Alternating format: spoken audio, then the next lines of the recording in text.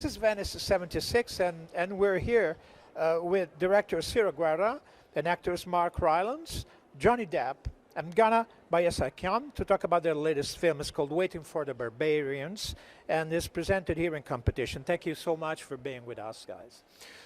Ciro, the first question would be to you, and this film is based on a novel by Nobel Prize John Coetzee.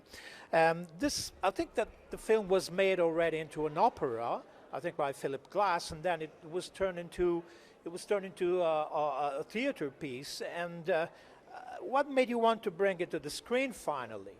What was the reason that brought you to this book in particular? Yes, I was very lucky to have been offered to do this project, and when I read the novel and the script, I was very moved by this story that I felt was connected to themes of mankind forever, but also speaking about today and the future generations. So just to be able to have for me it was just a privilege. It was connected to all the themes that I've always wanted to talk about through cinema.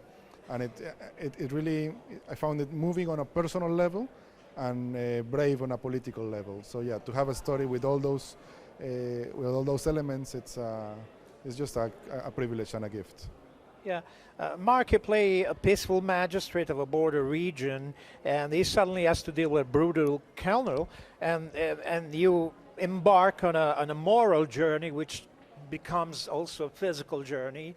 It's an ordeal, really. And this film, the book was most certainly in 1980 seen as a sort of allegory, a political allegory, perhaps of South Africa at the time. Do you think that your figure, your character, is at the center of something that might be seen as an allegory today, and how relevant that allegory would be?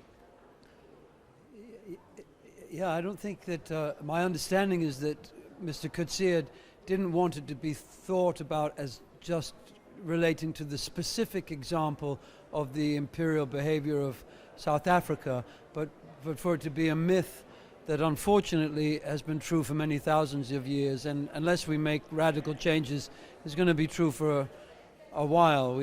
It's very deeply rooted in the human psyche that we are the superior being in the whole universe, and we have a long way to go.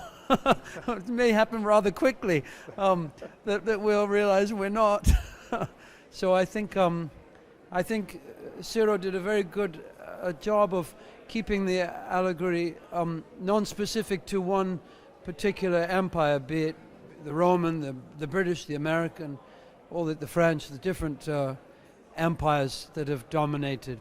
Those are large ones, and then there are our own personal empires in our own lives where we dominate whoever or whatever we consider to be the barbarian, the beings that are outside the circle of what we consider to be non-barbarian. And so it works as a myth on very many levels, from a macrocosm to a microcosm. But I think and then the fact that also Ghana was able to come in and bring the Mongolian culture in and mix that with the locations helped to make, and Ciro brought the Colombian attitude, and so it helped to make it non-specific, and hopefully it will connect with many people in many different cultures. Absolutely. Ghana, your character in a certain sense can be seen as the bridge between the magistrate's initial naivete in a certain sense and is coming to realize the truth of political manipulation and the truth of torture and the truth of propaganda, if you will. So yours is a physical work. It has required a physical work for you in this role. How did you approach it? Physically? Well, yeah, definitely, physically. To understand the character of Folly. So obviously she's partially blind and cannot walk without stick. So I, in a way, explored the character from physical point in understanding of the emotional state of the character as well, to understand what affected, like all this struggle actually, how it kind of shaped her like the girl before the torture and girl after.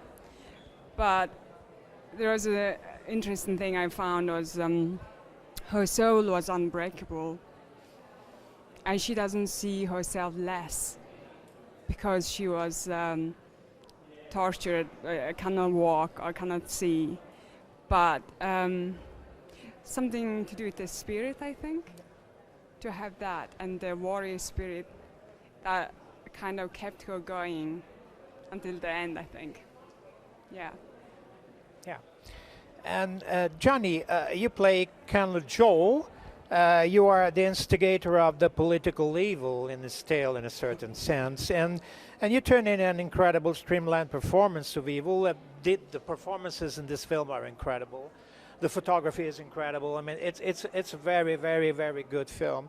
What attracted you to this project, and what do you think is relevant today as it was in 1980, I suppose, right? I mean, I think it is this film and the message of the film, the overall message, the very seed of the film, I think is still very prominent, very prevalent, relevant today. Still, just looking around the world, you know, just watch the news. Yeah, no, I think that we still live in a world where people consider themselves, some people consider themselves above all else because they have all the toys and they have all the money and they have all the power and all that. But it's sort of like Ghana said, she's broken to the point of near death, but there's some spirit that keeps fighting, you know, to stay alive. Which is what we all do. But I think there's a great, there's an enormous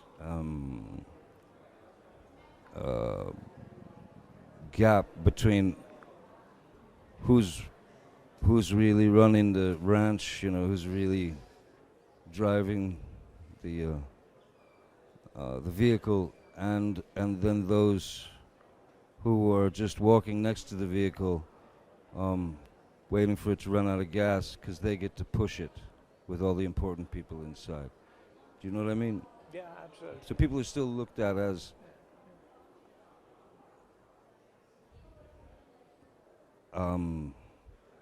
help, disposable, you know. So I think that's still very much at play in the world. I don't think it's changed for many thousands of years. And what attracted me to the film first certainly was the opportunity to work with Ciro and with Mark, who I admire both of them greatly. And then to see the work that was put in by every single person, from actor to crew to extras, to it was really quite an undertaking because it's pretty epic, you know. It's quite a thing to wrangle. And then when you're able to sort of witness performances coming out of people, I was attracted to it for those reasons, for the Coetzee novel certainly, and the opportunity to kind of experiment with Colonel Joel to see what he was made of, I suppose. Okay. I think that everybody did the right choice in picking this project because it turned out really great. So thank you so very much for being with us, and good luck to Waiting for the Barbarians. Thank you. Thank you.